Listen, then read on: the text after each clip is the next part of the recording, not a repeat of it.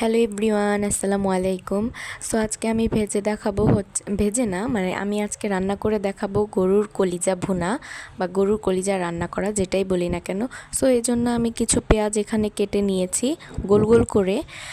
এরপর আমি কিছু মানে যেটা মেইন ইনগ্রেডিয়েন্টস আমাদের গরুর কলিজা, সেটাকে ভালোভাবে সেদ্ধ করে নিয়েছি। খুব ভালোভাবে না, আমি এখানে মানে খুব বেশি কাঁচাও না খুব বেশি নরমও না, এভাবে সেদ্ধ করে নিয়েছি। এবার আমি একটা পাত্রে তেল বসিয়ে নিয়েছি। সরিষার তেলই খাই এটা। আমরা যেহেতু সরিষার তেলটা খাই, তো আমি সরিষার তেলটাই দিয়েছি। আপনারা যে তেলটা খান ওই তেলটাই ব্যবহার করতে পারেন। এরপর আমি তেলের মধ্যে এখানে পেঁয়াজ কুচি দিয়ে ছেড়ে দিয়েছি। আমি আগে থেকেই কেটে রেখেছিলাম, আপনারা চেষ্টা করবেন হবে আমি সরিষার তেলে করার, কারণ এটা সরিষার তেলে খেতে খুব বেশি ভালো লাগে।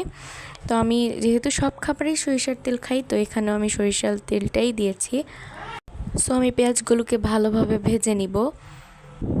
দেখতেই পাচ্ছেন আমি পেঁয়াজগুলোকে নেড়ে চেড়ে ভেজে নিচ্ছি। এই পর্যায়ে দেখে রাখতে হবে যাতে পেঁয়াজগুলো নিচে লেগে না যায় বা পুড়ে না যায়। পুড়ে গেলে কিন্তু পুরো রান্নাটার স্বাদটাই নষ্ট হয়ে যাবে। তো সেই ক্ষেত্রে এই দিকে খেয়াল রাখতে হবে যাতে পেঁয়াজগুলো পুড়ে না যায়। তো আমি কিছুক্ষণ পর পর এসে এখানে নেড়ে দিচ্ছি যাতে পেঁয়াজগুলো নিচে না লেগে যায়। আপনারা চেষ্টা করবেন এই পেঁয়াজ ভাজার সময়টুকু চুলার পাশেই থাকতে, যাতে পেঁয়াজগুলো পুড়ে না যায়। এরপর আমি গরম মশলা দিয়ে দিচ্ছি। কিছু গরম মশলা কয়েকটা দিয়ে নিয়েছি, আপনারা আপনাদের পরিমাণ অনুযায়ী দিয়ে নেবেন। এরপর আমি দিয়ে নেব হচ্ছে এলাচ আমি এখানে 3 থেকে 4টা দিয়েছি। আপনারা চাইলে আরও কম দিতে পারেন বা আপনাদের পরিমাণ মতো কম বেশি করে নিতে পারেন। তারপর আমি কিছুক্ষণ এগুলো দেওয়ার পর ভালোভাবে ভেজে নিব। পেঁয়াজটা বাদামি করে ভেজে নিতে হবে, যাতে খুব বেশি পুড়ে যাবে না, হালকা ব্রাউন হয়ে আসবে। এর পর্যায়ে আমি দিয়ে দিচ্ছি লবণ স্বাদ অনুযায়ী। এরপর আমি কিছুক্ষণ নেড়ে চেড়ে নিব এটাকে। দেখতেই পাচ্ছেন এখানে কিন্তু ভালোভাবে নেড়ে চেড়ে নিতে হবে, নিচ থেকে ওপরে উঠিয়ে আনতে হবে যাতে পুড়ে না যায়।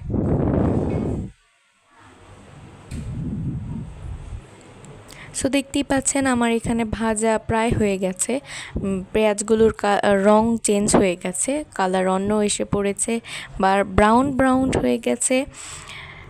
তো এই পর্যায়ে কিন্তু চুলার আঁচটা কমিয়ে দিতে হবে। এখন আমি দিয়ে নিচ্ছি আদা বাটা এবং রসুন বাটা।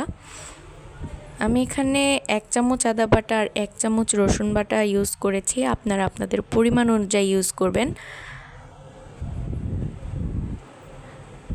আদা আর রসুন দিয়ে তারপরও আমি এটাকে কিছুক্ষণ ভেজে নিব যাতে আদা রসুনের গন্ধটা না থাকে।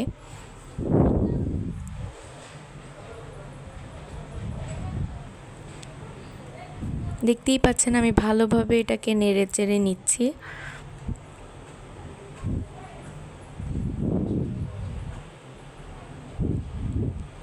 তো এখানে আমার ভাজা প্রায় হয়ে এসেছে। এই পর্যায়ে আমি এখানে একটা পেস্ট তৈরি করেছি, সেটা হচ্ছে লাল মরিচের গুঁড়া, হলুদের গুঁড়া, দেন জিরা, এগুলো দিয়ে পানির মধ্যে গুলিয়ে নিয়েছি। নয়তো পেঁয়াজে দিলে কি পেঁয়াজটা তাড়াতাড়ি পুড়ে যায়, তাই পানিতে গুলিয়ে তারপর এখানে দিয়ে নিয়েছি। এখানে আমার আম্মু আমাকে হেল্প করেছে, কারণ আমি একা এগুলো পারি না।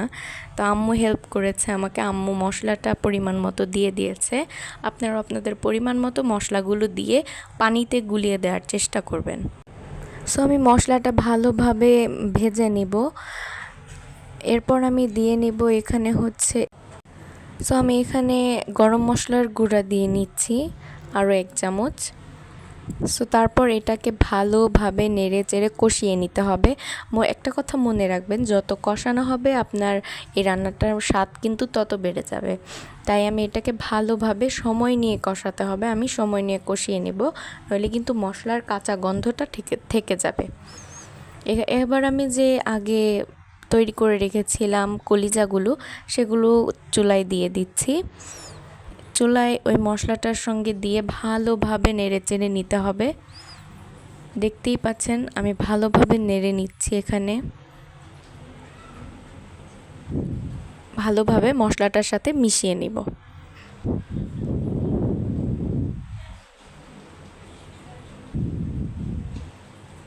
এখানেও আমার আম্মু আমাকে সাহায্য করছে, আমি একা একা পারছিলাম না।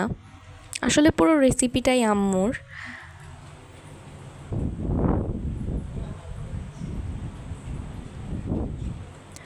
তো আমি সবগুলোকে ভালোভাবে মিশিয়ে নিয়েছি। এর পর্যায়ে আমি ঢাকা দিয়ে দিব। কিছুক্ষণ পর উঠিয়ে তারপর আবার নাড়া দিতে হবে যাতে নিচে লেগে না যায়।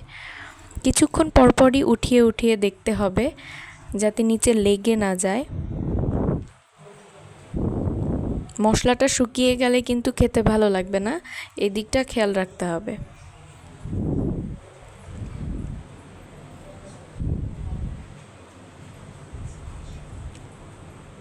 তো দেখতেই পাচ্ছেন আমি এভাবে ভালোভাবে কষিয়ে নিচ্ছি। এই পর্যায়ে আমি দিয়ে নিচ্ছি পানি। ভালোভাবে কষানোর পরই কিন্তু পানিটা দিতে হবে। আমার পানিটা আপনারা আপনাদের পরিমাণ মতো দেবেন। আমার মনে হয়েছে আরেকটু পানি দরকার, যে কারণে আমি পরে আবার আরেকটু পানি দিয়ে নিয়েছি। তো ভালোভাবে পানি দিয়ে এটাকে নেড়ে চেড়ে দেন আবার ঢাকা দিয়ে দিতে হবে।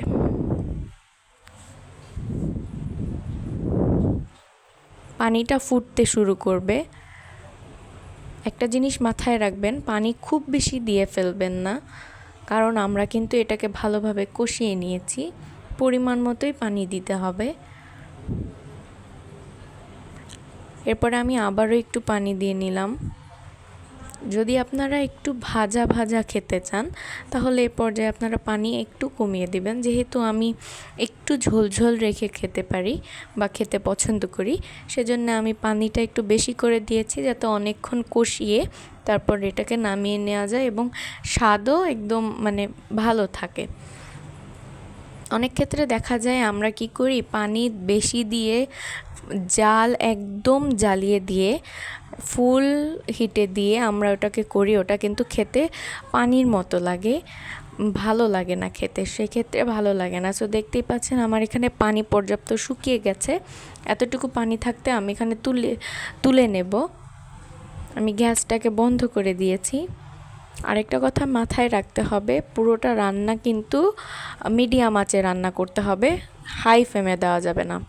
সো দেখতেই পাচ্ছেন আমি এখন পরিবেশন করে নিয়েছি আমার কলিজা ভুনা বা কলিজা তরকারি যেটাই বলেন। তো আমি এখানে একটা টেস্ট করতে নিয়েও এসেছি, কারণ আমার দেখে এত ভালো লাগছিল, খুব খেতে ইচ্ছে করছিল। আমি একটা খেয়ে দেখলামও, অনেক ভালো লাগছে খেতে। এটা আপনার রুটির সাথে বলেন বা ভাতের সাথে বলেন, যেটার সাথেই বলেন না কেন খুব ভালো খেতে লাগবে। আপনারা চাইলে কিন্তু অবশ্যই একবার হলেও বাসায় ট্রাই করবেন। এটা খুবই মজা খেতে, আমার তো পার্সোনালি খুবই পছন্দের। সো আজকের ভিডিওটি এই পর্যন্তই, আশা করছি আপনাদের